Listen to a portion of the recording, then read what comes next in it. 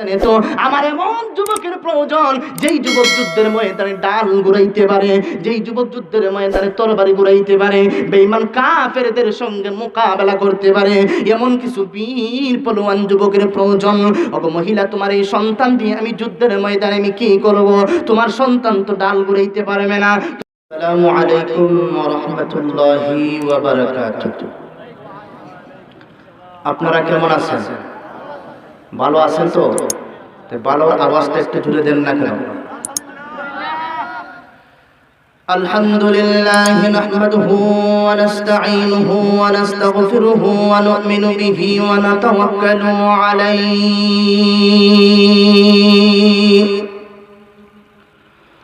ওয়া নাউযু বিল্লাহি মিন শুরুরি আনফুসিনা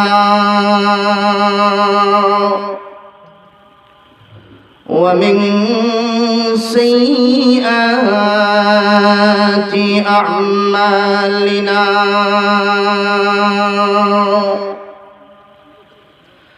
من يهده الله فلا مضل له ومن يضلله فلا هادي له ونشهد أن لا إله إلا الله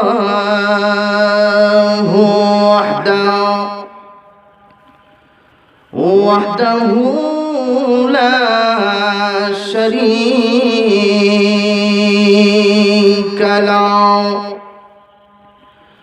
ونشهد أن سيدنا وسندنا وشفيعنا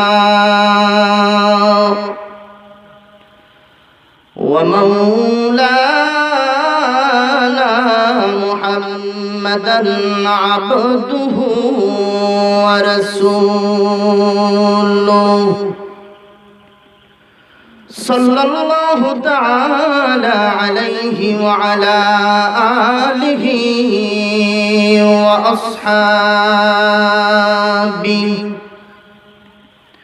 وأصحابه وبارك وسلم تسليما كثيرا أما بعد فقد قال الله تعالى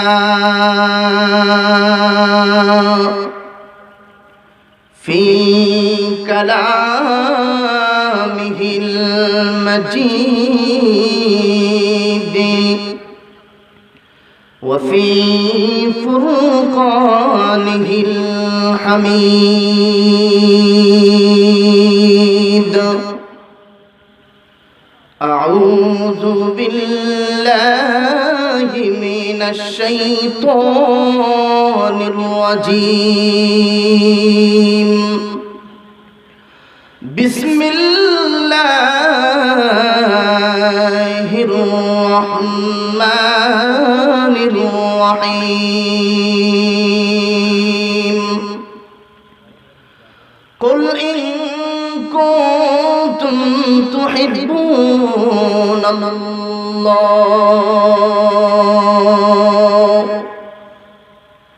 فاتبعوني يحببكم الله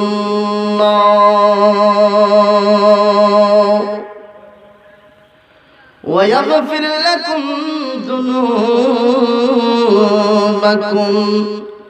والله غفور رحيم وقال سيد الجن والبشر صلى الله عليه وسلم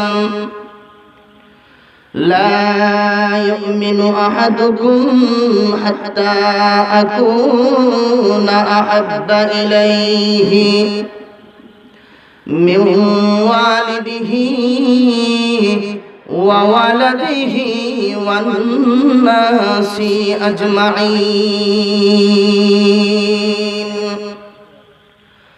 সাদাকাল্লাহু মাওলানাল আযীম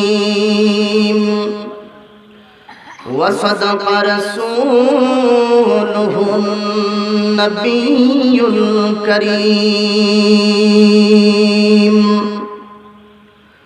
ওয়া নাহনু আলা ذلك لمن الشاهدين والشاكرين والحمد لله رب العالمين صلى الله على سيدنا সবাই পড়েন ومولانا محمد وعلى آله وأصحابه وسلم بلغ العلا بكماله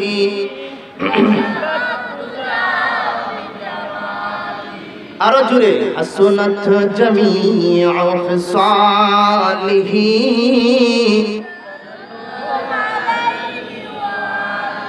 जुर आवाज़ मोहब्बत बलगल उला बि कमालिही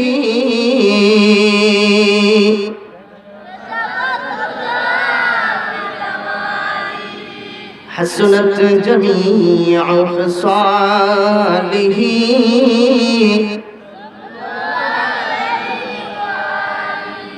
একটু জিকির করেন বাইলা ইলাহা ইল্লাল্লাহ আর জুরে লা ইলাহা ইল্লাল্লাহ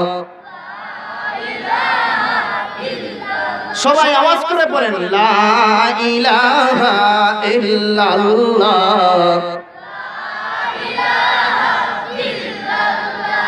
লা ইলাহা ইল্লাল্লাহ সুবহানাল্লাহ ওয়ালহামদুলিল্লাহ লা ইলাহা ইল্লাল্লাহ লা ইলাহা সুবহানাল্লাহ ওয়ালহামদুলিল্লাহ লা ইলাহা ইল্লাল্লাহ মুহাম্মাদুর রাসূলুল্লাহ সাল্লাল্লাহু আলাইহি ওয়াসাল্লাম। আলহামদুলিল্লাহ, ঐতিহ্যবাহী পয়ন্দা পূর্বপাড়া আল ইত্তেফাক ইসলামী যুব সংঘ কর্তৃক আয়োজিত আজকের ইসলামী মহাসম্মেলনের চলমান অধিবেশনে সম্মানিত সভাপতি সাহেব মুআজ্জাজ মুকাররম হযরত উলামায়ে কেরাম ও আমার সম্মানে সমাগত দিন প্রিয় ইসলাম প্রিয় মুমিন মুসলমান ভাইরা, মাইকের আওয়াজ যতদূর গিয়ে পৌঁছতেছে পর্দার অন্তরালে অবস্থানরত আমার পরম শ্রদ্ধেয়া সম্মানিত মা ও বোনেরা, আলোচনার শুরুতেই আহকামুল হাকিমিন মহান আল্লাহ রাব্বুল আলামিনের দরবারে লক্ষ কোটি শুকরিয়া জ্ঞাপন করছি, যিনি অত্যন্ত দয়া করে মায়া করে ভালোবেসে দুনিয়ার হাজারো ব্যস্ততা থেকে উপেক্ষা করে হাজারো যায় জামলা থেকে মুক্ত করে এমন একটা টাইমে মহান আল্লাহ রাব্বুল আলামিন আমাদেরকে এই জান্নাতের টুকরা বাগানে একত্রিত হয়ে বসার তৌফিক প্রদান করেছেন। যেই সময়ে আপনি আমি যদি গোটা বিশ্বের মানচিত্রের ইতিহাস যদি একটু পর্যালোচনা করি তাহলে দেখতে পারবো আজকে গোটা বিশ্বে মুসলমান নির্যাতিত, গোটা বিশ্বে আজকে মুসলমান নিপীড়িত, গোটা বিশ্বে আজকে মুসলমানরা অপদস্থ, গোটা বিশ্বে আজকে মুসলমানরা লাঞ্ছিত। কথাটা কি ঠিক?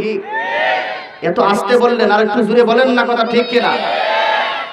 আমি মনে করছি আজকের এই ইসলামী মহাসম্মেলনটি এই বাতিল শক্তির মোকাবেলায়, ইহুদি নাসারাগুলির মোকাবেলায়, পৃথিবীর সমস্ত কুফফার শক্তির মোকাবেলায় আজকের এই মাহফিলটা একটা জিহাদের সমতুল্য। কথা কোন ঠিক কিনা? কারণ এই বাংলাদেশটা হলো উলামায়ে কেরামের জমিন, এই বাংলাদেশে অসংখ্য অগণিত উলামায়ে কেরাম এই বাংলার জমিনে আছেন।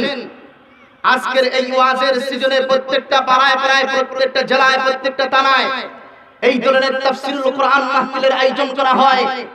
এই সমস্ত তাফসীরুল কোরআন মাহফিল প্রমাণ করে এই বাংলাদেশটা হলো 90% মুসলমানের দেশ। কথা কোন ঠিক কিনা?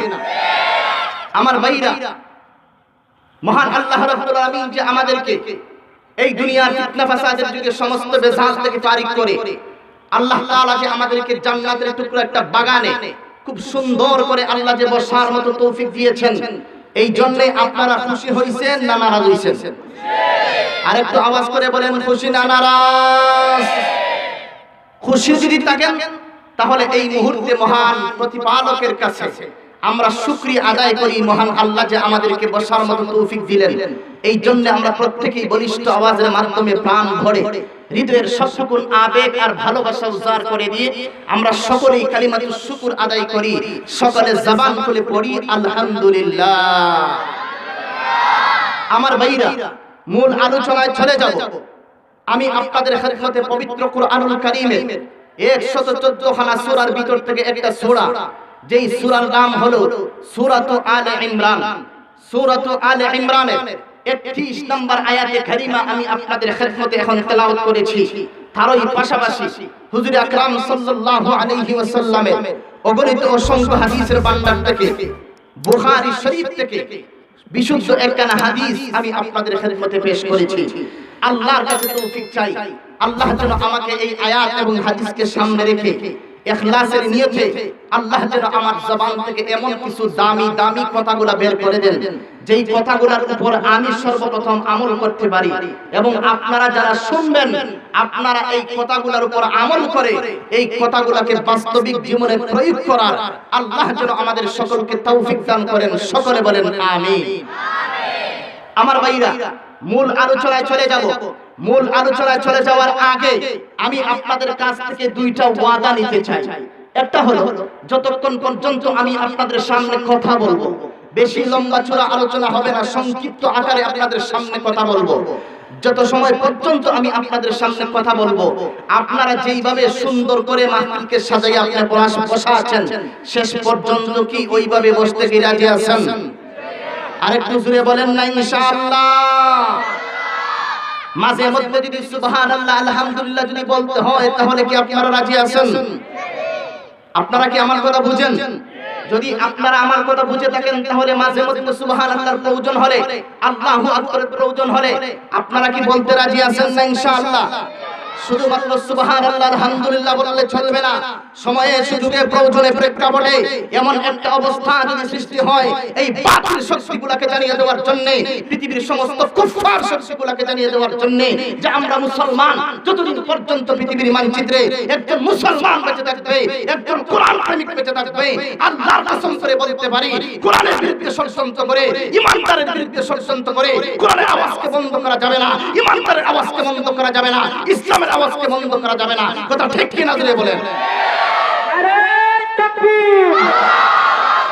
ইসলামের শত্রুরা হুজুরের সাথে নারে তাকবীর!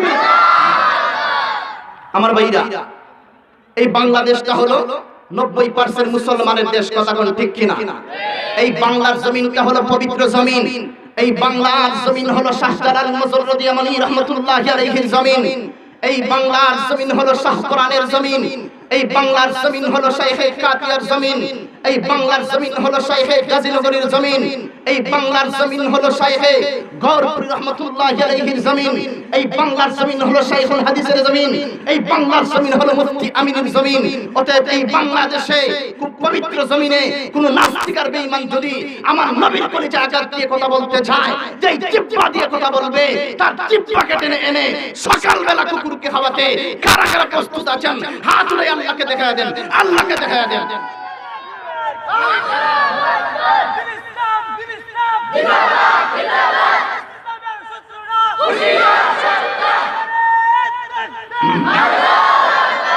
আল্লাহ আপনাদের সকলকে কবুল করুক। সকলে বলেন আমিন।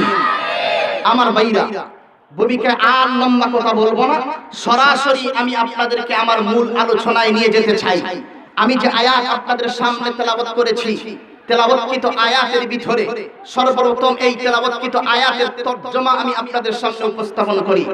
এই আয়াতের ভিতরে আল্লাহ রাব্বুল আলামিন বিশ্বনবী মুহাম্মদুর রাসূলুল্লাহ সাল্লাল্লাহু আলাইহি ওয়াসাল্লামকে সম্বোধন করে খেতাব করে আমার আল্লাহ বলতেছেন, ওগো নবীজি কুল, আপনি বলে দিন, ইন কুনতুম তুহিব্বুনাল্লাহ ফাত্তাবিউনি, যদি তোমরা আল্লাহকে ভালোবাসতে চাও, আল্লাহর ভালোবাসা মহব্বত যদি তোমরা পাইতে চাও, ফাত্তাবিউনি, আমি রাসূলের অনুসরণ করো।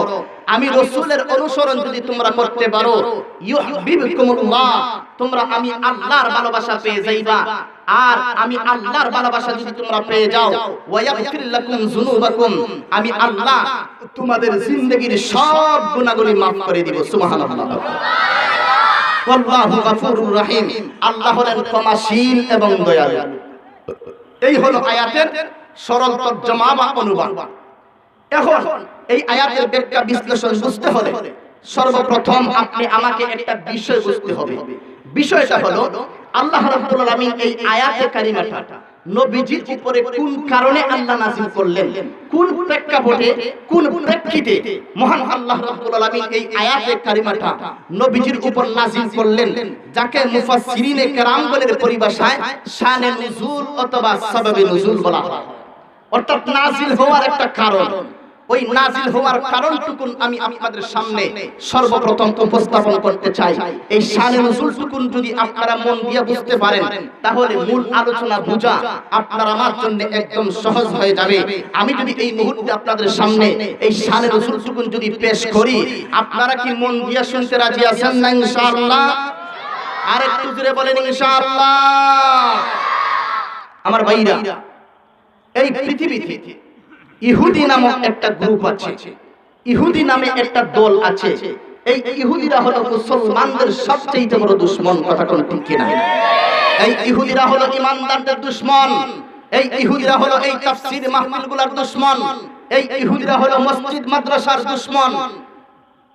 ওই ইহুদি নামক একটা গ্রুপ আছে, যে ইহুদি সম্পর্কে আল্লাহ রাব্বুল আলামিন পবিত্র কুরআনুল হাকীমের ভিতরে বলতেছেন, লা তাজিদান্না আশাদ্দান নাসি আদাওয়াতান লিল্লাযিনা আমানুল ইয়াহুদা ওয়াল্লাযিনা আশরাকু। আল্লাহ বলেন এই পৃথিবীতে ঈমানদারদের সবচেয়ে বড় দুশমনের নাম হলো ইহুদি। এদের চাইতে দুশমন আল্লাহর জমিনে আর কেউ হতে পারে না। কথা কোন ঠিক কিনা? অন্য আয়াতের ভিতরে আমার আল্লাহ বলতেছেন, ইয়া আইয়ুহাল্লাযীনা আমানু লা তাত্তাখিযুল ইয়াহুদা ওয়ান নাসারা আউলিয়া বা'দুহুম আউলিয়াউ বা'দ। আল্লাহ বলেন, হে ঈমানদারের দলেরা, হে মুমিনের দলেরা, তোমরা ইহুদি নাসারাদের কৃষ্টি কালচার তোমরা গ্রহণ করিও না। কারণ ইহুদিরা হলো তারা পরস্পরে বন্ধু, কিন্তু ঈমানদারদের সবচেয়ে বড় দুশমন। কথা বলতে ঠিক কিনা? সেই ইহুদিদের দাবি হইল, নাহনু আবনাউল্লাহি ওয়া আহিব্বাউহু, আমরা হইলাম আল্লাহর সন্তান, আল্লাহর বন্ধু। নাউজুবিল্লাহ বলবেন না? আরেকটু জোরে বলেন না নাউজুবিল্লাহ। আমি আপনাদেরকে প্রশ্ন করে জানতে চাই, আল্লাহর কি কোনো সন্তান আছে? আরেকটু জোরে বলেন, আল্লাহর কি কোনো সন্তান আছে? আল্লাহর কোনো পিতা আছে? কুল হুয়াল্লাহু আহাদ আল্লাহুস সামাদ লাম ইয়ালিদ ওয়া লাম ইউলাদ ওয়া লাম ইয়াকুল লাহু কুফুয়ান আহাদ। আমার আল্লাহ বলেন, নবী গো কুল, আপনি বলে দিন, হুয়াল্লাহু আহাদ, তিনি আল্লাহ হলেন এক এবং একক। আমার আল্লাহ দুই হওয়ার কোনো সম্ভাবনা নাই। কথা কোন ঠিক কিনা? আমার আল্লাহ এর পরের আয়াতের ভিতরে বলতেছেন, আল্লাহুস সামাদ, আমার আল্লাহ হলেন ও মুখাপেক্ষী। এই পৃথিবীতে যত মাখলুকাত আছে, সমস্ত মাখলুকাত হলো আমার আল্লাহর মুখাপেক্ষী। কথা কোন ঠিক কিনা? আল্লাহ বলতেছেন, লাম ইয়ালিদ ওয়া লাম ইউলাদ, আল্লাহর কোনো সন্তান নাই, আল্লাহর কোনো পিতাও নাই। আমার আল্লাহ কাউকে জন্ম দেন নাই, আমার আল্লাহ কারো থেকে জন্ম দেন নাই, অর্থাৎ আমার আল্লাহর কোনো পিতাও নাই, আমার আল্লাহর কোনো সন্তানও নাই। আমার আল্লাহ এরপরে বলতেছেন ওয়ালাম ইয়াকুল্লাহু কুফুয়ান আহাদ, আমার আল্লাহর সমকক্ষ আর কেউ হতে পারে না। কথা কোন ঠিক কিনা? কিন্তু ইহুদিদের দাবি হইল নাহনু আবনাউল্লাহি ওয়া আহিব্বাউহু, আমরা হইলাম আল্লাহর সন্তান, আল্লাহর বন্ধু। অতএব আল্লাহর পক্ষ থেকে যদি কোনো আদেশ আমাদেরকে মানতে হয়, সরাসরি আমরা আল্লাহর পক্ষ থেকে মানব, মুহাম্মদের অনুসরণ করার কোনো দরকারটাই নাই। চিৎকার করে বলেন নাউযুবিল্লাহ।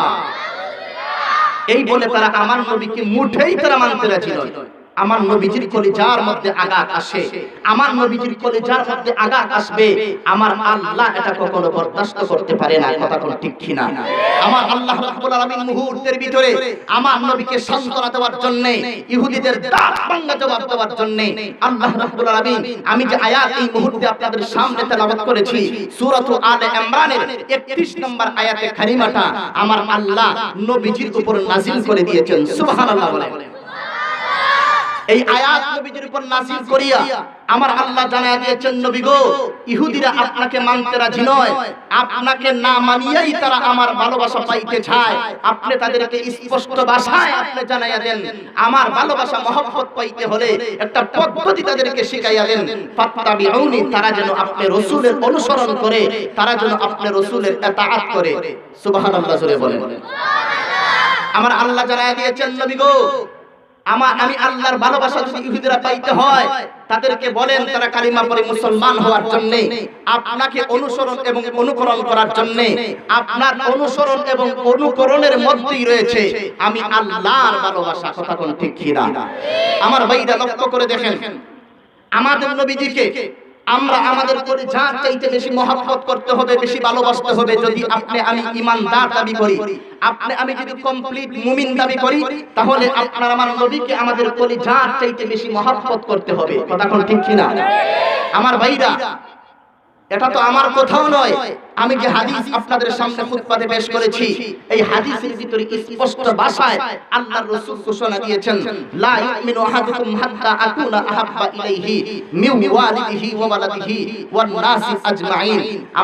আমার নবীজি জানায় দিয়েছেন, হে আমার উম্মতেরা, তোমরা শুনো, তোমরা ততক্ষণ পর্যন্ত পরিপূর্ণ ঈমানদার তোমরা হইতে পারবা না যতক্ষণ পর্যন্ত তোমরা আমি রাসূলকে তোমার মা চাইতে, তোমার বাবার চাইতে, তোমার আত্মীয়স্বজন সকলের চাইতে, এমনকি আমি রাসূলকে যতক্ষণ পর্যন্ত তোমার জানের চাইতে বেশি মহব্বত করতে না পারবা, এর আগ পর্যন্ত তুমি পরিপূর্ণ ঈমানদার হতে পারবা না। কথা কোন ঠিক ঠিক? আমার ভাইরা লক্ষ্য করে দেখেন, নবীজির একজন জলিল উপদের একজন সাহাবী, যার নাম হলো হযরত ওমর ইবনুল খাত্তাব রাদিয়াল্লাহু তাআলা আনহু। আমি আপনাদেরকে প্রশ্ন করে জানতে চাই, এই সাহাবী গরম না নরম? এত আস্তে বললেন, আরেকটু জোরে বলেন না, গরম না নরম? ওই সাহাবী কেমন গরম? ওই সাহাবী যে এই রাস্তা দিয়ে যাইতেন, শয়তানও ওই রাস্তা দিয়ে যাইতো না। শয়তান ওমরকে ভয় পাইতো।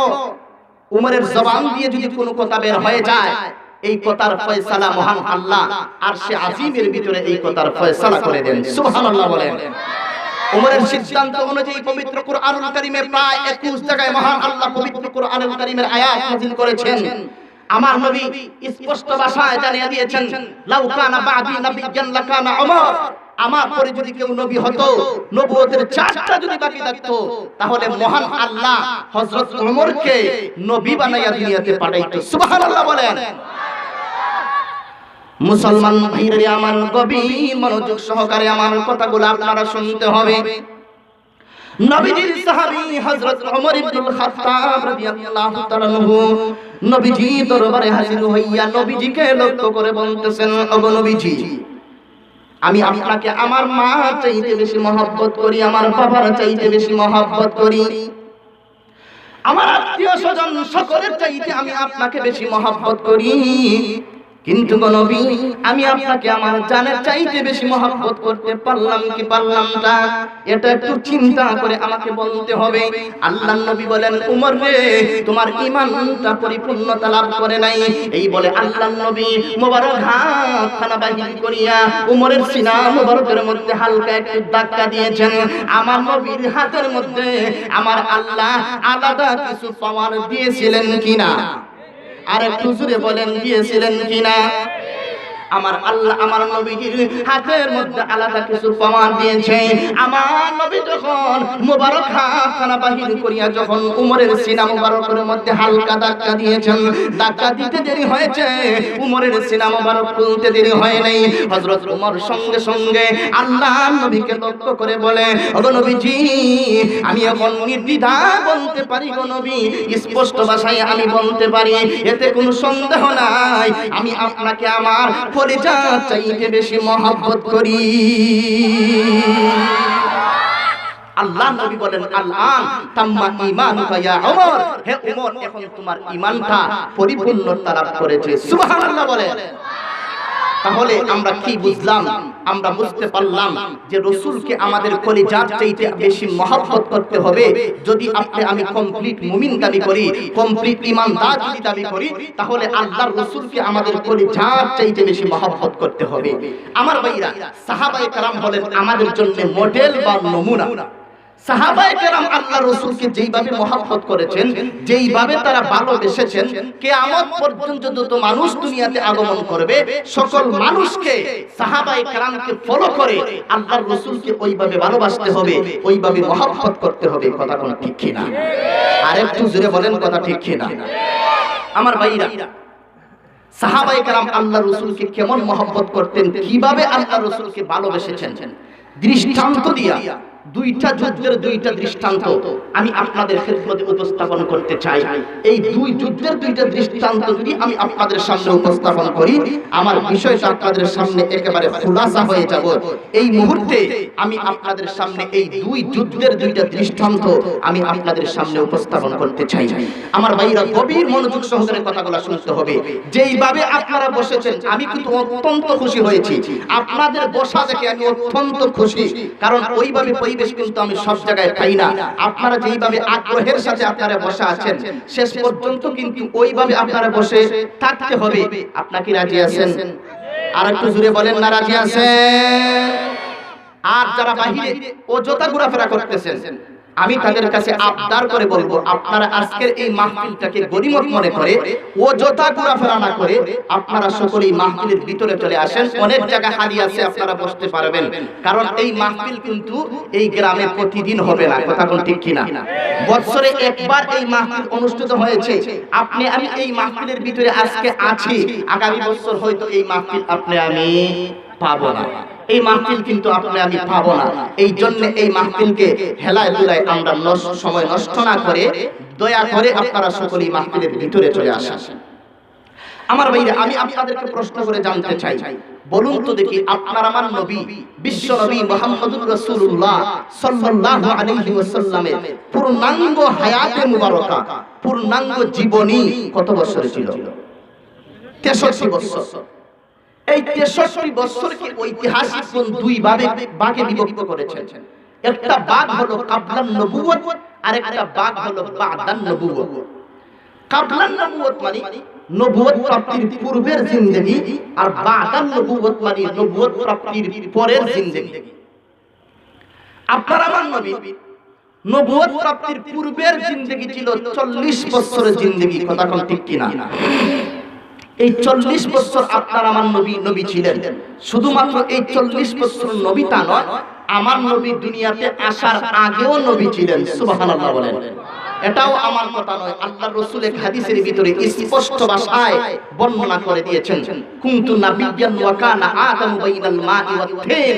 হে আদম সন্তানেরা, তোমরা শোনো, আমি আব্দুল্লাহর বেটা মুহাম্মদ তখনও নবী ছিলাম যখন তোমাদের আদি পিতা হযরত আদম আলাইহিস সালাম পানি এবং মাটির মাঝখানে ছিলেন। আদমের দেহ মাংস একত্রিত করা হয় নাই, তখনও আমি আব্দুল্লাহর বেটা মুহাম্মদ নবী ছিলাম। আর একটু জোরে বলেন না সুবহানাল্লাহ। আমার ভাইরা, এই 40 বছর একদিন পূর্ণ হওয়ার পরে আপনার আমার নবীকে মহান আল্লাহ নবুয়তের দায়িত্বটুকু দিলেন। নবুয়তের দায়িত্ব পাওয়ার পরের জিন্দেগিটা ছিল আপনার আমার নবীর 23 বছরের জিন্দেগি। আমার আলোচনাকে একটু গুছানোর জন্য এই কথাগুলো আপনাদের সামনে বলতে হচ্ছে। আমার ভাইরা, আমার নবীর নবুয়তি পাওয়ার পরের জিন্দেগিটা ছিল 23 বছরের জিন্দেগি। এই 23 বছর আবার দুই ভাগ, একটা হলো মাক্কি জীবন আর একটা হলো মাদানী জীবন। আল্লাহর রাসূলের 13 বছর ছিল মাক্কি জীবন আর 10 বছর ছিল মাদানী জীবন। বুঝে থাকলে বলুন তো দেখি 13 আর 10 মিল্লা কত হয়? 23 বছর। অর্থাৎ আমার নবী নবুয়তি পাওয়ার পরের জিন্দেগিটা ছিল আপনার আমার নবীর 23 বছরের জিন্দেগি। 13 বছর মাক্কি আর 10 বছর হলো মাদানী। আমার ভাইরা লক্ষ্য করে দেখেন, মাক্কি জীবনের ইতিহাস আর মাদানী জিন্দেগির ইতিহাসটা কিন্তু সমান নয়। ইতিহাস তালাশ করলে দেখা যায় এই 13টা বছর আল্লাহর রাসূল মাক্কি জীবনে একতরফা ভাবে আল্লাহর রাসূল নির্যাতনের শিকার হয়েছে। আবু জাহেল উতবা সাহেব আল্লাহর রাসূলকে নির্যাতন করেছে। শুধুমাত্র নবীর উপর নির্যাতন করেছে তা নয়, নবীর সাহাবায়ে কেরামের উপর নির্যাতন করা হয়েছে। নির্যাতনের ইস্তিমরুলার কারণ হয়েছে। একটা পর্যায়ে মহান আল্লাহর পক্ষ থেকে নির্দেশ চলে আসলো, নবী গো এই মক্কাতে আর থাকা যাবে না, আপনি এই মক্কা ছাইরে আপনি মদিনার দিকে আপনি হিজরত করেন। নবীজি আল্লাহর পক্ষ থেকে যখন নির্দেশ চলে আসলো, নবীজি দেরি না করে উনার সঙ্গী সাথী সাহাবায়ে কেরামকে সঙ্গে লইয়া মক্কা ছাইরা নবীজি মদিনার দিকে হিজরত করলেন।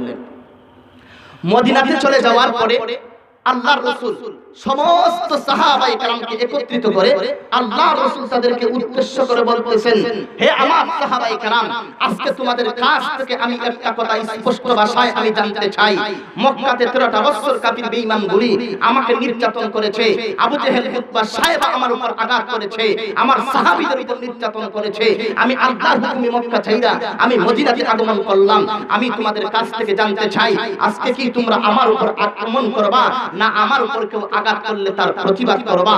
তখনকার সময়ের ইতিহাসটা এমন ছিল, মদিনার সমস্ত মানুষগুলি এক বাক্যে জবাব দিয়ে বলতেছে, ওগো আল্লাহর নবী, আপনার ইজ্জতের দায়িত্ব তো স্বয়ং আল্লাহ গ্রহণ করে নিয়েছেন। আমাদের গায়ে এক বিন্দু রক্ত থাকবে আর কোন বেঈমান কাফের আপনার গায়ে আঘাত করবে, আমরা মদিনার মানুষ এটা কখনো বরদাস্ত করতে পারি না। সুবহানাল্লাহ বলে। আমার ভাইরা, মদিনার সাহাবায়ে কেরাম যেইভাবে আল্লাহ রাসূলের উপর আঘাত আসলে তারা নিজের জীবন বাজি রেখে মোকাবেলা করেছেন, আমরা নবীজির উম্মত হিসাবে আজকের এই ইসলামী মহাসম্মেলন থেকে একটা কথা আমরা স্পষ্ট ভাষায় জানিয়ে দিতে চাই। আবারো যদি এই বাংলার জমিনে কোনো নাস্তিক আর বেঈমান যদি আমার নবীর পরিচয় আঘাত দিয়ে যদি কথা বলতে চায়, যদি আমার নবীর ইজ্জত হেফাজতের জন্য, মসজিদ মাদ্রাসার ইজ্জত হেফাজতের জন্য, আমার নবীর সম্মান রক্ষার জন্য আমাদেরকে যদি জীবন দিতে হয়, কারা কারা প্রস্তুত আছেন? হাত তুলে আল্লাহকে দেখা দেন, আল্লাহকে দেখা দেন।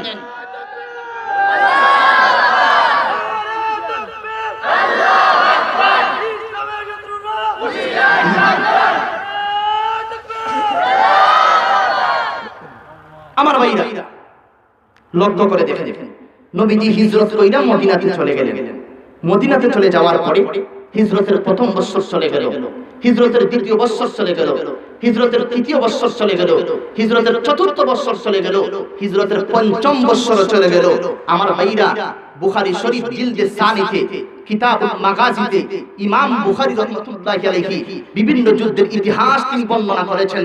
এই 5 বছরের ইতিহাস বর্ণনা করতে যাইয়া ইমাম বুখারী রাহমাতুল্লাহি আলাইহি লিখেন, এই 5 বছরের ভিতরে ঐতিহাসিক দুইটা যুদ্ধ সংঘটিত হয়েছে। একটা যুদ্ধের নাম হলো বদরের যুদ্ধ আর একটা যুদ্ধের নাম হলো উহুদের যুদ্ধ। এতক্ষণ আমি মূল আলোচনা চলে আসছি। আমার ভাইরা গভীর মনোযোগ সহকারে আপনাদের মনোযোগ রাখতে হবে। লক্ষ্য করে দেখেন, একটা যুদ্ধের নাম হলো বদরের যুদ্ধ আর আরেকটা যুদ্ধের নাম হলো উহুদের যুদ্ধ। আমার বিষয়টাকে একটু খুলাসা করার জন্য আমি বদরের যুদ্ধের দৃষ্টান্ত আমি আপনাদের সামনে উপস্থাপন করব না, আমি উহুদ যুদ্ধের দৃষ্টান্ত না আমি আপনাদের সামনে উপস্থাপন করতে চাই। উহুদ যুদ্ধের দৃষ্টান্ত উপস্থাপন করে যদি শেষ পর্যন্ত সময় পাই, তাহলে ইসলামের ইতিহাসে সর্বশেষ একটা যুদ্ধ সংঘটিত হয়েছে, যেই যুদ্ধের নাম হলো তাবুকের যুদ্ধ। এই তাবুকের যুদ্ধের আরেকটা দৃষ্টান্তটা আমরা যখন শুনবো, আমার ভাইরা লক্ষ্য করে দেখেন, বদরের যুদ্ধ সংঘটিত হয়েছে উহুদ যুদ্ধের 1 বছর পরে বদরের যুদ্ধটা সংঘটিত হয়েছে। বদরের যুদ্ধটা কেন সংঘটিত হইল? উহুদের যুদ্ধটা কেন সংঘটিত হইল? বদরের যুদ্ধে মার্কা মারা 70 জন বেঈমান কাফির জাহান্নামের টিকিট নিয়ে তারা দুনিয়া থেকে বিদায় গ্রহণ করেছে। আবু জেহেল, উতবা, সাইবার মতো বড় বড় লিডার, বড় বড় কাফির বেঈমান, মার্কা মারা 70 জন কাফির বেঈমান, তারা যখন জাহান্নামের টিকিট দিয়ে যখন তারা দুনিয়া থেকে বিদায় গ্রহণ করে দিয়েছে, তখন তারা বিদায় হইলে কি হবে? তাদের কিছু ছেলামুন্ডারা, তাদের কিছু উত্তরসূরিরা তখনও দুনিয়াতে রয়ে গেল। তারা বদর যুদ্ধের প্রায় 1 বছর পরে আবার তারা উত্তেজিত হয়ে গেছে। বদর যুদ্ধের প্রতিশোধটুকুন তারা নিতে চায়। বদর যুদ্ধের প্রতিশোধ নেওয়ার জন্য আবার তারা উত্তেজিত হইয়া এবার নবী এবং নবীর সাহাবায়ে কেরামের সঙ্গে মোকাবেলা করার জন্য এবার তারা শুধু উহুদের ময়দানের উদ্দেশ্যে তারা রওনা শুরু করে দিয়েছে। নবীজি যখন এই সংবাদটুকুন পাইলেন, নবীজির সংবাদ পাওয়ার সঙ্গে সঙ্গে তড়িৎ গতিতে আল্লাহর রাসূল 1000 বিশিষ্ট সাহাবীদের একটা জামাত আল্লাহর রাসূল তাদের সঙ্গে মোকাবেলা করার জন্য আল্লাহর রাসূল তৈরি করলেন। এই 1000 বিশিষ্ট সাহাবায়ে কেরামের একটা জামাত লইয়া আল্লাহর রাসূল এবার উহুদের ময়দানের উদ্দেশ্যে কাফির বেঈমানদের সঙ্গে মোকাবেলা করার জন্য উহুদ যুদ্ধের ময়দানে যাওয়ার জন্য আল্লাহর রাসূল রওনা শুরু করে দিয়েছেন। অর্ধেক রাস্তায় চলে যাওয়ার পরে 300 জন যারা ছিল মুনাফিক, মুনাফিক আপনারা চিনেন, যাদের ভিতরে একটা জবানে আরেকটা, যাদের জবানে একটা অন্তরে আরেকটা, তাদেরকে মুনাফিক বলা হয়। 300 জন যারা ছিল মুনাফিক, তারা আল্লাহর রাসূলকে লক্ষ্য করে বলল, ওগো নবীজি, আমাদের মন বলতেছে আমরা যদি আরো সামনের দিকে আগাই মুসলমানদের উপর কঠিন কোনো মুসিবত চলে আসতে পারে। যেই মুহূর্তে এমন কথাটা বলেছে, আমার নবী সঙ্গে সঙ্গে তাদেরকে স্পষ্ট ভাষায় জানায় দিয়েছেন, হে মুনাফিকের দলেরা, তোমরা স্পষ্ট ভাষায় শুনে রাখো, ইসলামের পিছন দিক থেকে কিছু লোক যদি চলেও যায়, এতে ইসলামের কোনো সমস্যা হবে না। তোমরা চলে যাও, কোনো অসুবিধা নয়। আমরা উহুদ ময়দান পর্যন্ত আমরা পৌঁছে যাব। 300 মুনাফিক তারা চলে গিয়েছে। বাকি 700 খাঁটি ঈমানদার সাহাবায়ে কেরামকে সঙ্গে লইয়া আল্লাহর রাসূল এবার উহুদের ময়দান পর্যন্ত নবীজি পৌঁছে গেলেন। মুসলমান ভাইরা আমার, লক্ষ্য করে দেখেন, আল্লাহ নবীর বিশ্ব নবী 700 ঈমানদার সাহাবায়ে কেরামকে লইয়া নবীজি এবার উহুদের ময়দান পর্যন্ত নবীজি পৌঁছে গেলেন। উহুদের ময়দানে পৌঁছার পরে আল্লাহর নবীজি এই উহুদের ময়দানে নবীজি সেনাপতির দায়িত্বটুকু নবীজি পালন করতেছেন। আমার নবীজি সেনাপতি, নবীজি মাথার মধ্যে লোহার একটা হেলমেট আল্লাহর নবীজি পরিধান করলেন। ভাইরা আমার নবীজি সেনাপতির দায়িত্বটুকু পালন করতেছেন। আল্লাহর নবী 700 সাহাবায়ে কেরামকে নবীজি স্থান নির্ধারণ করে দিতে আছেন, কে কোথায় থেকে বেঈমান কাফেরদের সঙ্গে মোকাবেলা করবে। আল্লাহ নবীজি তাদেরকে স্থান নির্ধারণ করে দিতে আছেন, জায়গা নির্ধারণ করে দিতে আছেন। 650 জন সাহাবীদেরকে আল্লাহর নবী স্থান নির্ধারণ করা যখন সমাপ্ত হয়ে গেছে, শুধুমাত্র 50 জন সাহাবায়ে কেরাম বাকি রয়ে গেছে। আল্লাহর নবীজি এই 50 জন সাহাবায়ে কেরামকে নবীজি ডেকে কাছে আনলেন।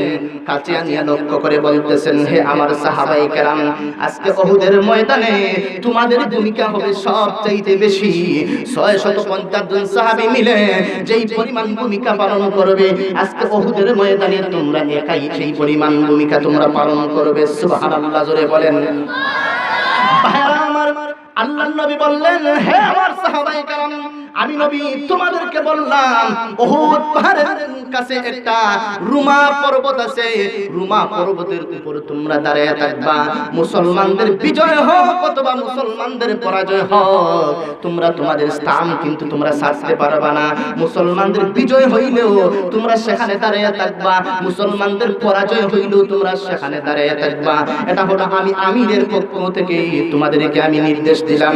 ভাইরা আমার, লক্ষ্য করে দেখেন, কিছুক্ষণের ভিতরে যুদ্ধ আরম্ভ হয়ে গেছে, মোকাবেলা আরম্ভ হয়ে গেছে বেঈমান কাফিরগুলোর উপরে।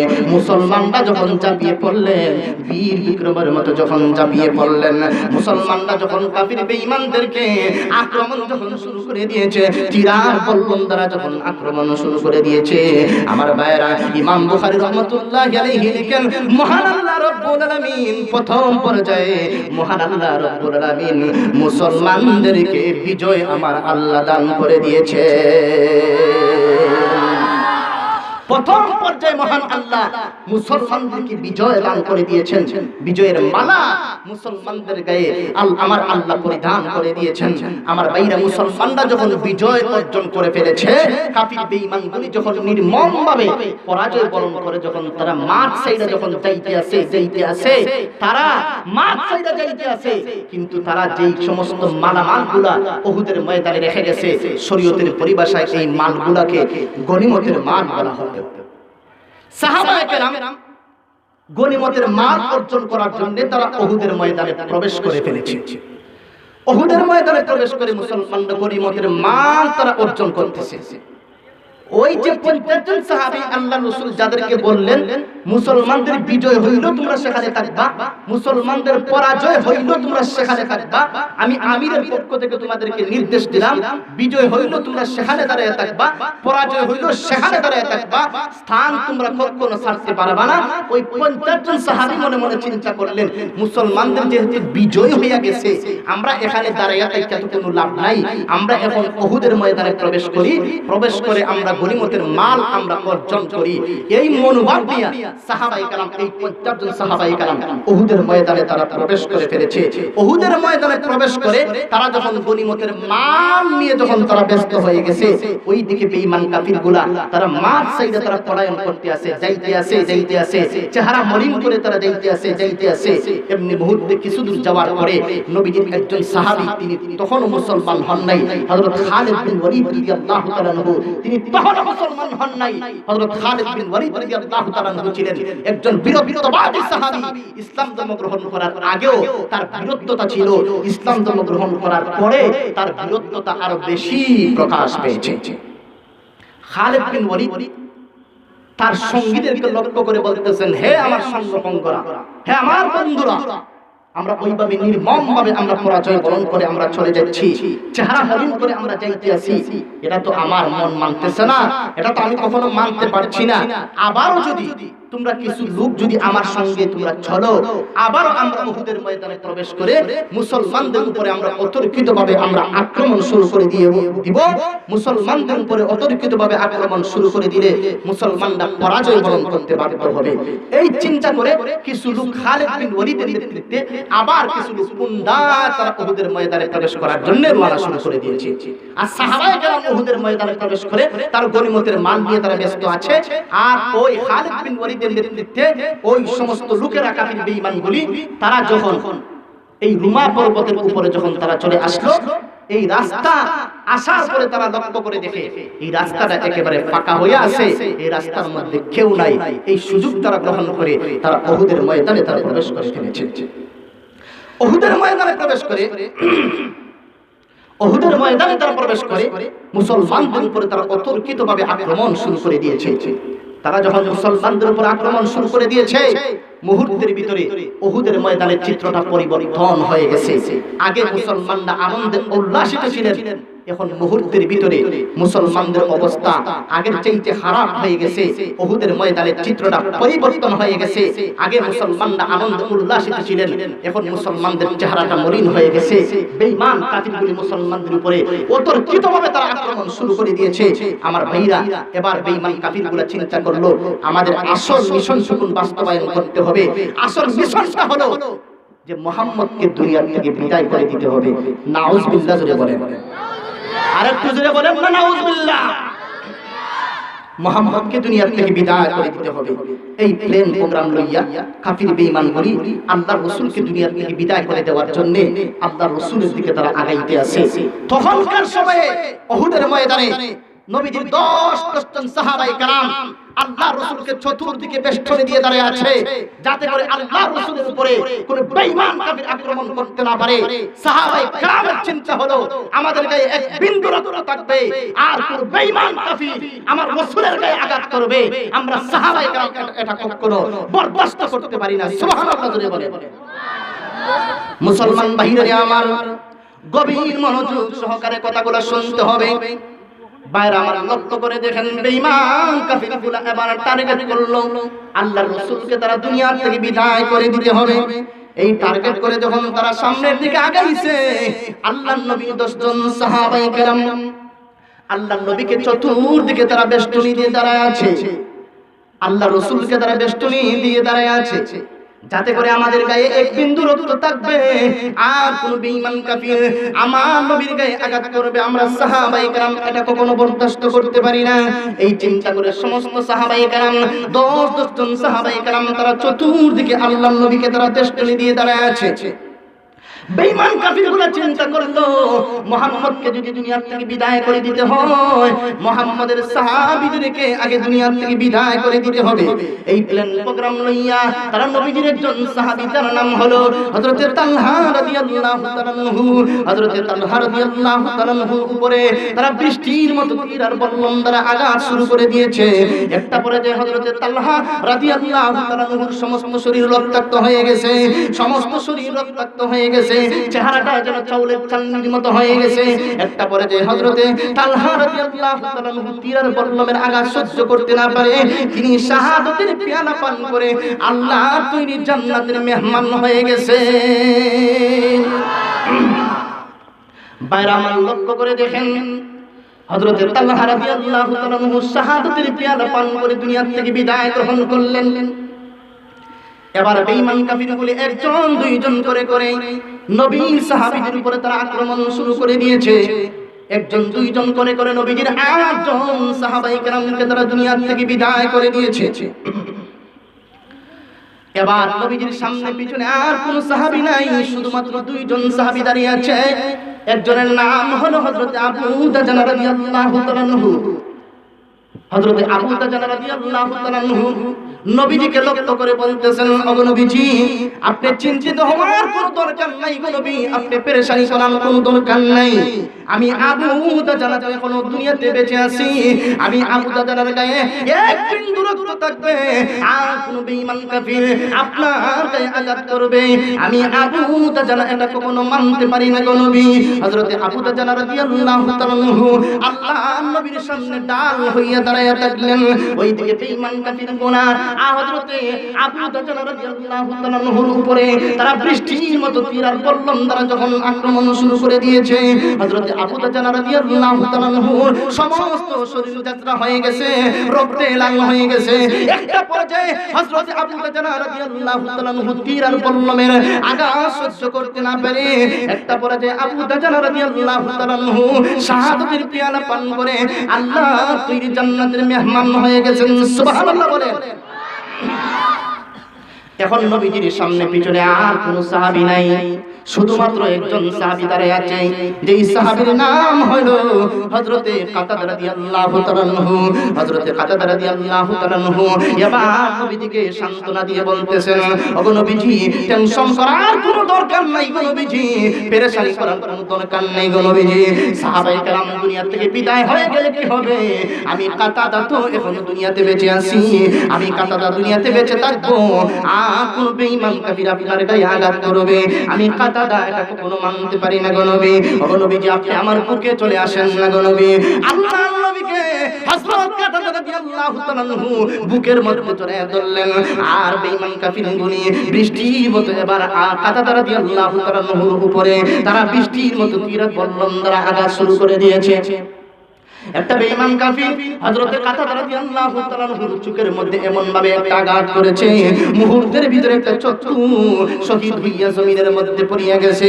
আল্লাহর নবী চোখের পানি ছেড়ে দিয়ে কান্দে আর কাতাদাকে লক্ষ্য করে বলে, ওরে কাতাদা আমি নবীকে তুমি বুঝি এত মহব্বত করো, এত ভালোবাসো, আমি নবীর জন্য তোমার চক্ষুটা পর্যন্ত তুমি শহীদ করে দিলে, আমি নবীকে তুমি এত ভালোবাসো, এত মহব্বত করো, ওরে কাতাদা তোমার চক্ষুটা উঠাইয়া আমি নবীর মুবারক হাতের মধ্যে তুমি তুলে দাও, আমি নবীর মুবারক হাতের মধ্যে তুমি তুলে দাও। হযরতে কাতাদা রাদিয়াল্লাহু তাআলা আনহু চক্ষু উঠাইয়া নবীজির মুবারক হাতের মধ্যে যখন তুলে দিয়েছে, হযরতে আল্লাহর নবী বিশ্ব নবীজি মুখ থেকে তুতু মুবারক এনে এই চক্ষুটাকে লেপন করে এই চক্ষুটাকে আবার কাতাদার চোখের স্থানের মধ্যে লাগায় দিয়েছেন। হযরতে কাতাদা বলে, আমি আল্লাহর নামে কসম করে বলতে পারি, আসমানের মালিকের কসম করে বলতে পারি, জমিনের মালিকের কসম করে বলতে পারি, আমার নবী যখন আমার চোখের মধ্যে যখন আমার চক্ষুটা যখন আমার নবী লাগায়া দিয়েছে, আমি তাকায়া দেখি আমার চোখের পাওয়ার আগের চাইতে 1000 গুণ বেশি বেড়ে গেছে। আমার ভাইরা একটা পর্যায়ে বেঈমান কাফির করে হযরত কাতাদা রাদিয়াল্লাহু তাআলার উপরে তীর আর বল্লম দ্বারা আক্রমণ শুরু করে দিয়েছে। তীর আর বল্লমের আঘাত সহ্য করতে না পেরে হযরত কাতাদা রাদিয়াল্লাহু তাআলা শাহাদাতের পেয়ালা পান করে আল্লাহর তৈরি জান্নাতের মেহমান হয়ে গেলেন। এখন নবীজির সামনে পিছনে আর কোন সাহাবী নাই, শুধুমাত্র নবীজি একা পড়ে গেলেন। কাফির বেঈমানগুলি চিন্তা করলো এখন আর মুহাম্মদের গায়ে তীর আর বল্লম দ্বারা আঘাত করতে হবে না, এখন মুহাম্মদের গায়ে আমরা সরাসরি আক্রমণ করব। এই বলে একটা বেঈমান কাফির বিশাল বড় একটা পাথর উঠাইছে, উঠাইয়া রাহমাতুল লিল আলামিনের মাথা বরাবর ছুঁড়ে মারলো। আমার ভাইরা, আমার নবীজির মাথার মধ্যে লোহার হেলমেট ছিল, লোহার হেলমেটটা ভেঙে লোহার একটা অংশ আল্লাহর নবীজির কপাল মোবারকের মধ্যে বিদ্ধ হয়ে গেছে। আরেকটা বেঈমান কাফির বিশাল বড় একটা পাথর উঠাইয়া আমার নবীজির মাথা মুবারকের মধ্যে ছুঁড়ে মারলো। আমার নবীজির আরেকটা লোহার অংশ আমার নবীজির চেহারা মুবারকের মধ্যে বিদ্ধ হয়ে গেল। আরেকটা বেঈমান কাফির বিশাল বড় পাথর উঠাইয়া রাহমাতুল লিল আলামিনের মাথা বরাবর ছুঁড়ে মারলো। পাথরটা গড়ে গড়ে আল্লাহর নবীজি দুইটা দান মুবারক শহীদ হইয়া জমিনের মধ্যে পড়িয়া গেছে। আল্লাহর নবী রক্তাক্ত হয়ে গেছে, সমস্ত শরীর আল্লাহর নবীজির রক্তাক্ত হয়ে গেছে। আমার নবীজি বেহুশ হইয়া গর্তের মধ্যে পড়িয়া গেলেন, বেহুশ হইয়া। আমার ভাইরা, ওই অবস্থায় শয়তান আবার মুনাফিকের সুরত ধারণ করে গোটা উহুদের ময়দানে একটা সংবাদ ছড়াইয়া দিয়েছে, কাদ কুতিলা মুহাম্মদ সাল্লাল্লাহু আলাইহি ওয়াসাল্লাম। হে নবীর সাহাবায়ে কেরাম, আর যুদ্ধ করে কোনো লাভ নাই, তোমাদের নেতা বিশ্ব নবী দুনিয়া থেকে বিদায় হয়ে গেছে। এই সংবাদটুকুন যখন উহুদের ময়দানে যখন ছড়াইয়া দিয়েছে, মুহূর্তের ভিতরে উহুদের ময়দানে একটা কান্নার রুল পড়ে গেছে। সাহাবায়ে কেরাম কান্দে, হযরত আবু বকর কান্দে, হযরত উমর কান্দে, হযরত আলী কান্দে, হযরত উসমান গনি রাদিয়াল্লাহু তাআলা আনহুম কান্দেন। সমস্ত সাহাবায়ে কেরাম এবার চিৎকার করে কান্না শুরু করে দিয়েছেন। হযরত উমর ইবনুল খাত্তাব রাদিয়াল্লাহু তাআলা আনহু নাঙ্গা তলোয়ার হাতে লইয়া উহুদের ময়দানে ঘোষণা দিয়েছেন, হে বেঈমান কাফিরগুলো শোনো, আমার নবী যদি দুনিয়া থেকে বিদায় হয়ে যায়, আমি উমর আর এই দুনিয়াতে বাঁচতে চাই না। আমি উমর তোমাদের সঙ্গে মোকাবেলা করে করে আমি উমর শহীদ হইয়া আল্লাহ তৈরি জান্নাতে আমি চলে যেতে চাই। আমার ভাইরা, ওইদিকে হযরত আলী রাদিয়াল্লাহু তাআলা আনহু বলেন, আমি নবীজির তালাশে বের হয়ে গেলাম। যতক্ষণ পর্যন্ত আমি নবীকে না পাইব, এর আগ পর্যন্ত আমি আমার স্থানে ফিরত আসব না। হযরত আলী রাদিয়াল্লাহু তাআলা আনহু এবার নবীজির তালাশে বের হয়ে গেলেন। এই সংবাদটুকু মুহূর্তের ভিতরে মদিনায় আনসারী মহিলাদের কানের মধ্যে পৌঁছিয়া গেছে। আমার ভাইয়ারা, আনসারী মহিলারা পর্যন্ত আমার নবীকে করে যার চাইতে বেশি মহব্বত করে একজন মহিলা, একজন আনসারী মহিলা এবার পাগলের মতো উহুদের ময়দানের দিকে উড়ানা শুরু করে দিয়েছে। একজন সাহাবীর সঙ্গে সাক্ষাৎ হয়ে গেছে, ওগো মহিলা কোথায় যাও? উহুদের ময়দানে যাই। উহুদের ময়দানে কি কোনো লাভ নাই? আমি শুনেছি উহুদের ময়দানে তোমার স্বামী দুনিয়া থেকে বিদায় হয়ে গেছে। মহিলাটা কোনো জবাব দেয় না, সামনের দিকে আগাইতে আছে। ওগো মহিলা কোথায় যাও? উহুদের ময়দানে যাই। উহুদের ময়দানে গিয়ে কোনো লাভ নাই। আমি শুনেছি উহুদের ময়দানে তোমার একটা ভাই ছিল, ভাইটা শাহাদাতের পেয়ালা পান করে আল্লাহ তৈরি জান্নাতের মেহমান হয়ে গেছে। মহিলাটা কোনো জবাব দেয় না, সামনের দিকে আগাইতে আছে। ও মহিলা কোথায় যাও? উহুদের ময়দানে যাই। উহুদের ময়দানে গিয়ে কোনো লাভ নাই। আমি শুনেছি উহুদের ময়দানে তোমার আত্মীয় স্বজন যারা ছিল, তারা একের পরে এক সকলে শাহাদাতের পেয়ালা পান করে আল্লাহ তৈরি জান্নাতের মেহমান হয়ে গেছে। মহিলাটা এবার চোখের পানি ছেড়ে দিয়ে কান্দে আর নবীর সাহাবীদেরকে লক্ষ্য করে বলে, হ্যাঁ নবীর সাহাবায়ে কেরাম, তোমরা শোনো রে, উহুদের ময়দানে আমার স্বামী বেঁচে আছে কিনা আমি জানতে চাই না। উহুদের ময়দানে আমার ভাই বেঁচে আছে কিনা আমি জানতে চাই না। উহুদের ময়দানে আমার আত্মীয় স্বজন বেঁচে আছে কিনা আমি জানতে চাই না। আমি জানতে চাই আমার নবীর অবস্থা কি, আমি একটু জানতে চাই। আল্লাহর কসম করে বলতে পারি, আমার নবীর নূরানির চেহারা যখন আমি দেখব রে, আমার নবীর নূরানির চেহারার দিকে যখন একটা মর্তবা যখন আমি তাকাইব, তাকাইতে দেরি হবে। আমার যে দুঃখ বেদনা ছিল আমার অন্তরে, স্বামী হারাইয়া যত ব্যথা হয়েছে, আমার ভাই হারাইয়া যত ব্যথা হয়েছে, আমার আত্মীয় স্বজন হারাইয়া যত ব্যথা বেদনা হয়েছে, আমি মহিলা আমার নবীর চেহারা দেখার সঙ্গে সঙ্গে আমি সব ব্যথা বেদনা আমি মুহূর্তের ভিতরে ভুলিয়া যাইব। আল্লাহু আকবার বলেন। দেখেন একটা মহিলা আল্লাহ রাসূলকে কেমন মহব্বত করে, কেমন মহব্বত করে। স্বামী দুনিয়া থেকে বিদায় হয়ে গেছে, স্বামীর কোনো চিন্তা করে না। ভাই দুনিয়া থেকে বিদায় হয়ে গেছে, ভাই কোনো চিন্তা করে না। আত্মীয় স্বজন দুনিয়া থেকে বিদায় হয়ে গেছে, আত্মীয় স্বজনের কোনো চিন্তা করে না। চিন্তা করে আমার নবীর অবস্থাটা কি, আমার নবী কেমন আছেন। একটা নজর যদি আমার নবীর চেহারা যদি আমি দেখতে পারি, আমি মহিলার সব দুঃখ বেদনা মুহূর্তের ভিতরে চলিয়া যাইবে। সুবহানাল্লাহ বলে। দেখেন সাহাবায়ে কেরাম আল্লাহ রাসূলকে কেমন করে মহব্বত করে। আমার ভাইরা লক্ষ্য করে দেখেন, হযরতে আলী রাদিয়াল্লাহু তাআলা বলেন, আমি আল্লাহর রাসূলকে তালাশ করার জন্য আমি বের হয়ে গেলাম। যতক্ষণ পর্যন্ত আল্লাহর নবীকে আমি না পাইবো, এর আগ পর্যন্ত আমি আমার স্থানে আর ফিরত আসব না। হযরতে আলী রাদিয়াল্লাহু তাআলা নবীকে তালাশ করে করে করে করে একটা পর্যায়ে গিয়ে দেখেন আল্লাহর রাসূল বেহুশ হইয়া একটা গর্তের মধ্যে পড়িয়া গেছেন। আল্লাহর রাসূলের সমস্ত শরীর রক্তে লাল হয়ে গেছে, তিন জায়গায় তিনটা ইনজুরি, কপালের মধ্যে লোহার অংশ বিদ্ধ হয়ে গেছে, চেহারায় লোহার অংশ বিদ্ধ হয়ে গেছে, দুইটা দান মোবারক শহীদ হইয়া জমিনের মধ্যে পড়িয়া গেছে। আল্লাহর রাসূল বেহুশ হইয়া জমিনের মধ্যে পড়ে আছেন। আমার ভাইরা হযরতে আলী রাদিয়াল্লাহু তাআলা নবীজির সামনে চলে যাইয়া নবীজিকে নবীজির মাথা টিপাইয়া দেন, হাত টিপাইয়া দেন, নবীজির পা টিপাইয়া দেন। অবশেষে নবীজির যখন হুঁশ ফেরত আসলো, হযরতে আলী রাদিয়াল্লাহু তাআলা লক্ষ্য করে বলতেছেন, ওগো নবীজি, এই জমিনওয়ালার অবস্থাটা কি হতে পারে? এই জমিনওয়ালা আল্লাহর পয়গম্বরকে দুনিয়াতে রাখতে চায় না, এই জমিনওয়ালার অবস্থাটা কি হতে পারে? আল্লাহর রাসূল বলেন, আলী রে, মন ঘাবড়াইও না, মন ঘাবড়াইও না। যেহেতু আমি বিশ্ব পয়গম্বরের রক্ত এই উহুদের ময়দান পর্যন্ত পড়ে গেছে, এই জমিনে ইসলামী বিপ্লব কায়েম হবে, এতে চুল পরিমাণ কোনো সন্দেহ নাই। সুবহানাল্লাহ বলেন। কিছুক্ষণের ভিতরে হযরতে আবু বকর সিদ্দিক রাদিয়াল্লাহু তাআলা পেরেশান অবস্থায় আল্লাহর রাসূলকে তালাশ করতেছেন। গিয়ে দেখেন আল্লাহর রাসূলের তিন জায়গায় তিনটা ইনজুরি। হযরতে আবু বকর সিদ্দিক রাদিয়াল্লাহু তাআলা আর কান্না আটকায় রাখতে পারলেন না। দুটোটা চক্ষু থেকে পানি ঝরঝরে জমিনে ছাড়তেছেন, চিৎকার করে কান্না শুরু করে দিয়েছেন। আমার ভাইরা হযরতে আবু বকর সিদ্দিক রাদিয়াল্লাহু তাআলা চিন্তা করতেছেন, নবীজির কপাল মোবারক থেকে যেইভাবে ফুসলিঙ্গি দিয়ে রক্ত বের হচ্ছে, যদি লোহার অংশটুকু যদি কপাল থেকে বের না করা হয়, আল্লাহর রাসূলকে এই দুনিয়াতে আর টিকানো যাবে না। হযরতে আবু বকর সিদ্দিক রাদিয়াল্লাহু তাআলা কাঁদতেছেন, আর এই লোহার অংশটুকু কিভাবে তিনি বাহির করবেন, কিভাবে তিনি বাহির করবেন চিন্তা করতেছেন। এমন সময় পিছন দিক থেকে কে জানি একটা আওয়াজ দিয়ে বলতেছে, ও আবু বকর, তোমার আল্লাহর দোহাই দিয়ে বলতে পারি, আবু বকর, এই লোহার অংশটুকু তুমি বের করবা না। আবু বকর, এই লোহার অংশটুকু নবীজির কপাল মোবারক থেকে বের করার জন্য আমি আবু উবাইদা ইবনুল জাররাহকে দায়িত্ব দিতে হবে। আমি আবু উবাইদা ইবনুল জাররাহ এই দায়িত্বটুকু আমি নিতে চাই। আমার নবীর এই কপাল মোবারক থেকে লোহার অংশটুকু আমি আবু উবাইদা বের করব।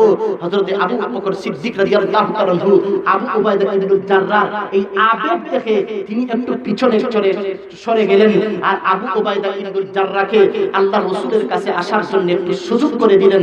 হযরতে আবু উবাইদা ইবনুল জাররাহ রাদিয়াল্লাহু তাআলা নবীজিকে পরিজাত চাইতে বেশি মহব্বত করেন।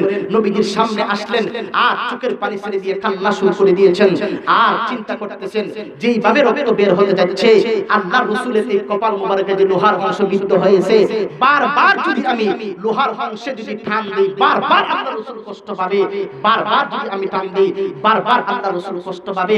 আমি বারবার টান দিতে চাই না, বারবার আল্লাহর রাসূলকে আমি কষ্ট দিতে চাই না। আমি এক টান দিয়া আমি লোহার অংশটুকু আমি বের করে নিয়ে আসবো, আমার জীবন চলে যাবে, আমি সর্বহারা হয়ে যাব, আমি জীবন দিয়া দিব, তারপরে আল্লাহর রাসূলকে আমি কষ্ট দিব না, তারপরেও আমি আল্লাহর রাসূলকে কষ্ট দিব না। আমার ভাইরা লক্ষ্য করে দেখেন, হযরত আবু উবাইদা ইবনুল জাররাহ রাদিয়াল্লাহু তাআলা নবীজির সামনে যাইয়া কপাল মোবারক থেকে দাঁত দিয়ে এমন ভাবে সজরে একটা টান দিয়েছেন, টান দিতে দেরি হয়েছে, লোহার অংশটা বের হতে দেরি হয় নাই। বের হইলে কি হবে? হযরত আবু উবাইদা ইবনুল জাররাহ রাদিয়াল্লাহু তাআলা দুইটা দাঁত মোবারক শহীদ হইয়া জমিনের মধ্যে পড়িয়া গেছে, জমিনের মধ্যে পড়িয়া গেছে।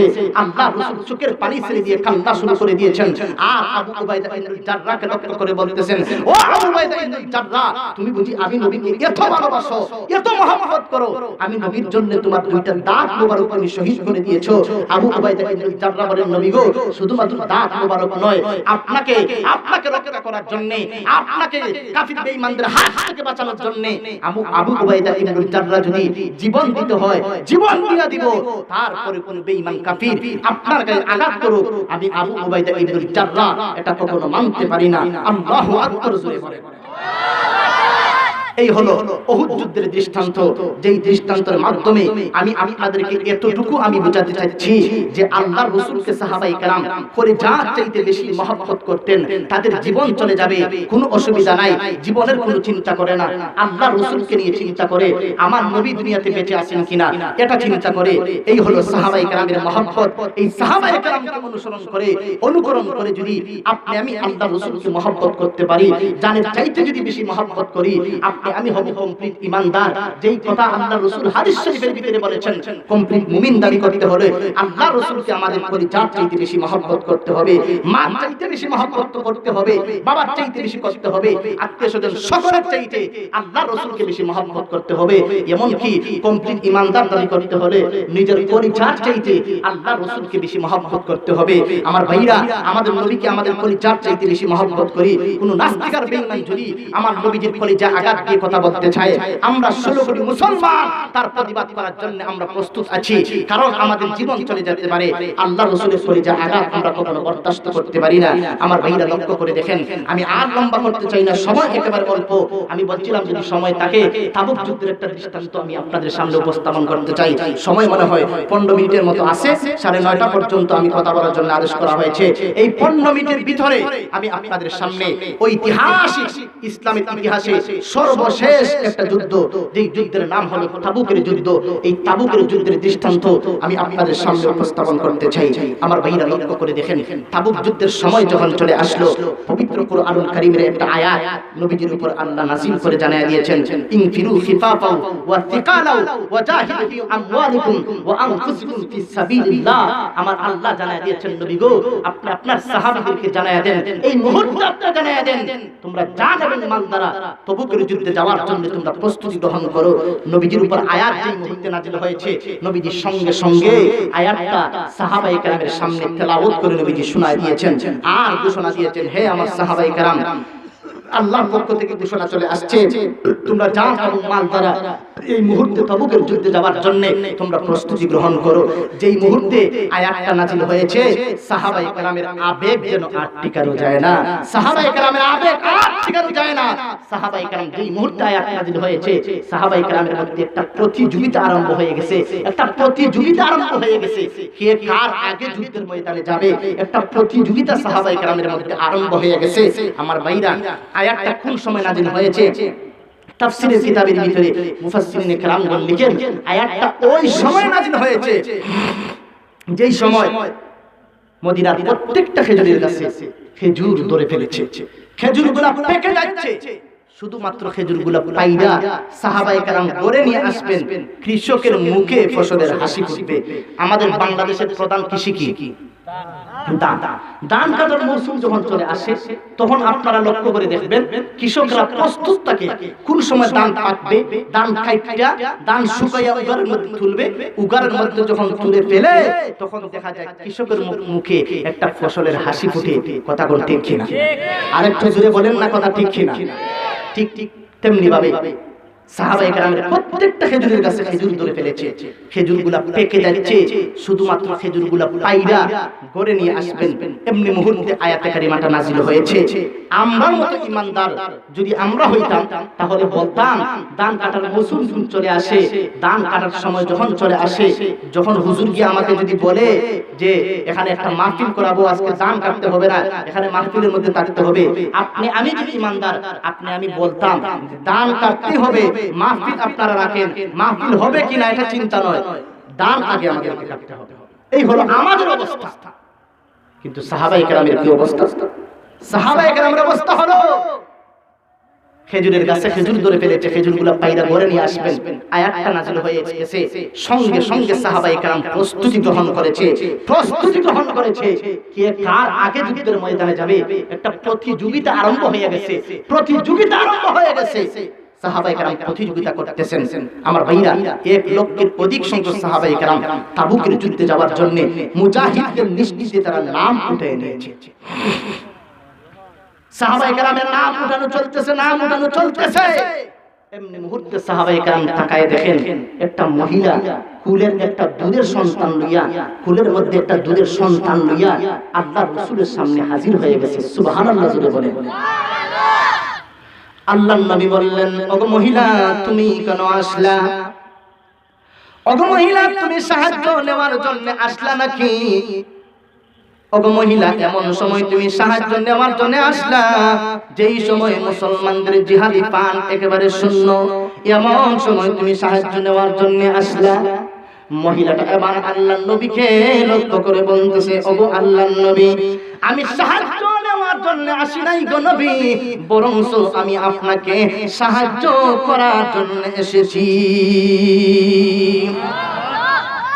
মহিলাটা এবার আল্লাহর নবীকে লক্ষ্য করে বলল, নবী গো, যেই মুহূর্তে আপনার উপরে পবিত্র কুরআনুল কারীমের আয়াত নাযিল হয়ে গেছে, আয়াতটা নাযিল হওয়ার সঙ্গে সঙ্গে আপনি সাহাবায়ে কেরামকে ঘোষণা দিয়েছেন জান এবং মাল দ্বারা তবুকের যুদ্ধে যাওয়ার জন্য প্রস্তুতি গ্রহণ করার জন্য। ওগো নবীজি, সাহাবায়ে কেরাম নাম উঠাইতেছে, আমি মহিলার কানে যখন এমন আওয়াজটা যখন পৌঁছলো, আমি মহিলা পেরেশান অবস্থায় আমি বাড়ির দিকে রওনা শুরু করে দিয়েছি। আমি পেরেশানি করতেছি, আল্লাহর রাসূলকে আমি কিভাবে সাহায্য করব? ওগো আল্লাহর নবী শুনেন, আমার স্বামী ছিলেন, স্বামী অতীতের এক যুদ্ধে শাহাদাতের পেয়ালা পান করেছে। আমার একটা ভাই ছিল, ভাইটা অতীতে এক যুদ্ধে শাহাদাতের পেয়ালা পান করে আল্লাহর তৈরি জান্নাতের মেহমান হয়ে গেছে। ওগো নবীজি, আমার স্বামী যদি থাকতেন, স্বামী দিয়ে আপনাকে সাহায্য করতাম। আমার যদি একটা ভাই থাকতো, ভাই যুদ্ধের ময়দানে দিয়ে আমি আপনাকে সাহায্য করতাম। ওগো আল্লাহর নবী, আমার স্বামী নাই, আমার ভাই নাই, আমার সম্পদ নাই, সম্পদ দিয়ে আমি আপনাকে সাহায্য করব। ওগো আল্লাহর নবী, আমি পেরেশানি করতেছিলাম, আমার পেরেশানি বাড়তে আছে। এমনি মুহূর্তে আমার হঠাৎ করে আমার স্মরণ হয়ে গেছে, আমার স্মরণ হয়ে গেছে, আমার স্বামী যেই এই বাড়ি থেকে বের হয়ে যান, আমার স্বামী আমাকে লক্ষ্য করে বললেন, স্ত্রী আমার, তোমার গর্ভের ভিতরে আমার একটা আমানত আছে, 6 মাসের একটা বাচ্চা তোমার গর্ভে আছে। আমি জানি না এই বাচ্চাটা ছেলে হবে না মেয়ে হবে, আল্লাহ আমাকে যাই দান করুক না কেন, আমি শেষ বেলা তোমাকে একটা ওসিয়ত করে গেলাম, আমার এই সন্তানটাকে আল্লাহর নবীর দরবারে নিয়ে যাইবা। আল্লাহর নবী যখন জিহাদের ঘোষণা দিবে, আমার এই সন্তানটাকে আল্লাহর নবীর দরবারে নিয়ে যাইবা। আল্লাহর নবীর দরবারে যাইয়া আমার এই সন্তানটাকে আপনি জিহাদের ফান্ডে দান করে দিবা। ওগো নবীজি, আমি আর দেরি করলাম না, এই কথাটা স্মরণ হওয়া মাত্রই আমি আর দেরি করলাম না, আমার কুলের সন্তান নিয়ে আমি আপনার দরবারে হাজির হয়ে গেলাম। ওগো নবীজি, একটু মেহেরবানি করে আমার এই সন্তানটাকে আপনি জিহাদের মধ্যে, জিহাদের ফান্ডে আপনি গ্রহণ করেন। আল্লাহর নবী বললেন, ওগো মহিলা, তোমার এই মাসুম বাচ্চা দিয়ে আমি জিহাদ তো আমার এমন যুবকের প্রয়োজন, যেই যুবক যুদ্ধের ময়দানে ডাল ঘুরাইতে পারে, যেই যুবক যুদ্ধের ময়দানে তরবারি ঘুরাইতে পারে, বেঈমান কাফেরদের সঙ্গে মোকাবেলা করতে পারে, এমন কিছু বীর পলোয়ান যুবকের প্রয়োজন। ওগো মহিলা, তোমার এই সন্তান দিয়ে আমি যুদ্ধের ময়দানে আমি কি করব? তোমার সন্তান তো ডাল ঘুরাইতে পারবে না, তোমার সন্তান তো অস্ত্র ধরতে পারবে না, তোমার সন্তান আমি যুদ্ধের ময়দানে নিতে পারবো না। ও মহিলা, তুমি চলে যাও, তোমার যে আবেগ দেখা যায়, আমি নবী হাত বাড়াইয়া তোমার জন্য দোয়া করব, আল্লাহ রাব্বুল আলামিন যেন এর বিনিময়ে তোমাকে আল্লাহ সওয়াব দান করে দেয়।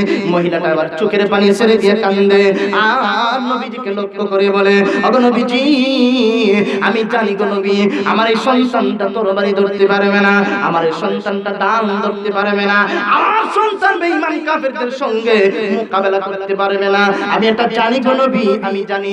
তারপরে আমার সন্তান কেন নিয়ে আসলাম?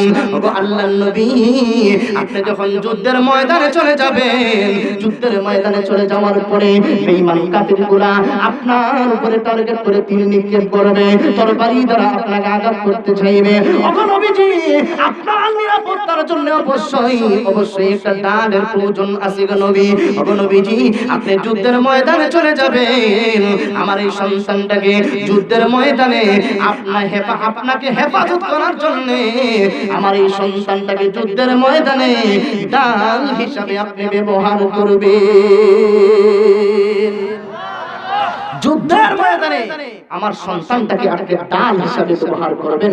ওগো নবীজি, আমার সন্তানের হাত শহীদ হয়ে যাবে, আমার সন্তানের পা শহীদ হয়ে যাবে, আমার সন্তানের আত্মীয়, আমার সন্তানের অঙ্গ প্রত্যঙ্গ সবগুলো শহীদ হয়ে যাবে, কিন্তু আমার সন্তানের গায়ে এক বিন্দু রক্ত থাকবে, কোন বেঈমান কাফির আপনার গায়ে ফুলের ছিটা পর্যন্ত দিতে পারবে না। দেখেন দেখেন একটু চিন্তা করে দেখেন, একটা মহিলা দুধের বাচ্চা নিয়ে হাজির হয়ে গেছে, নবীজির জিহাদের ফান্ডে দিয়া দে। আমার ভাইরা, ওই মহিলা আল্লাহর রাসূলকে কলিজার চাইতে বেশি মহব্বত করে, জীবন চলে যাবে, সংসার চলে যাবে, এটা চিন্তা করে না, কিন্তু আল্লাহর রাসূলকে কলিজার চাইতে বেশি মহব্বত করে। আমার ভাইরা, সাহাবায়ে কেরাম হলেন আমাদের জন্য মডেল। সাহাবায়ে কেরাম ছিলেন নবীজির সুন্নতের অনুসারী। সাহাবায়ে কেরাম জীবনের প্রত্যেকটা মুহূর্তে রাসূলের সুন্নতকে ফলো করে করে, রাসূলের সুন্নত তরিকা মতো তারা চলছেন, সুন্নতকে ফলো করে করে, রাসূলের তরিকাকে অবলম্বন করে আল্লাহর রাসূলকে তারা ভালোবেসেছেন। আপনি আমি যদি রাসূলের সুন্নতকে ফলো করে মাথা থেকে পা পর্যন্ত যদি আপনার আমার নবীর সুন্নতটাকে মুখ দিয়ে বলতে হবে না রাসূলকে ভালোবাসি, রাসূলকে মহব্বত করি। আমার ভাইরা, একজন ব্যক্তি যদি বলে আমি রাসূলকে ভালোবাসি, রাসূলকে মহব্বত করি, রাসূলকে ভালোবাসি, সারা দিন যদি চিল্লায় আর তার মাথা থেকে পা পর্যন্ত যদি রাসূলের কোনো আদর্শ থাকে না, এই চিল্লানোর কোনো দরকার নাই। আমার ভাইরা, আরেক ব্যক্তি কোনো চিল্লায়ও না, রাসূলকে ভালোবাসি এটা বলেও না, কিন্তু তার মাথা থেকে পা পর্যন্ত রাসূলের আদর্শ আছে। লোকটা চলতে গেলে, রাস্তা দিয়ে চলতে গেলে রাসূলের সুন্নাত অনুযায়ী হাঁটে, লোকটা প্রস্রাব পায়খানায় গেলে রাসূলের সুন্নাত অনুযায়ী যায়, রাসূলের সুন্নাত অনুযায়ী আসে, লোকটা মসজিদে প্রবেশ করলে রাসূলের সুন্নাত অনুযায়ী মসজিদে প্রবেশ করে, রাসূলের সুন্নাত মোতাবেক মসজিদ থেকে বের হয়। যেই লোকটা খাইতে গেলে রাসূলের সুন্নাত তরিকা মতো খায়, রাসূলের সুন্নাত তরিকা মতো পান করে, ওই লোকটা যদি মুখে নাও বলে তাহলে প্রমাণ হবে ওই লোকটার অন্তরের অন্তঃস্থলে বিশ্বনবীর ভালোবাসা সব চাইতে বেশি। কথা কোন ঠিক কিনা? আমার ভাইয়া, মুখ দ্বারা বললে হবে না যে আমি রাসূলকে ভালোবাসি, রাসূলের তরিকাকে আপনি আমি আমাদের জীবনে ফিট করতে হবে। মাথা থেকে পা পর্যন্ত রাসূলের সুন্নতে আমরা রঙিন হতে হবে। সাহাবায়ে কেরাম ছিলেন রাসূলের সুন্নতের অনুসারী, আইম্মায়ে মুজতাহিদিন ছিলেন রাসূলের সুন্নতের অনুসারী। আমার ভাইরা, ছোট্ট একটা কথা বলেই আমি আমার আলোচনার ইতি টানবো ইনশাআল্লাহ।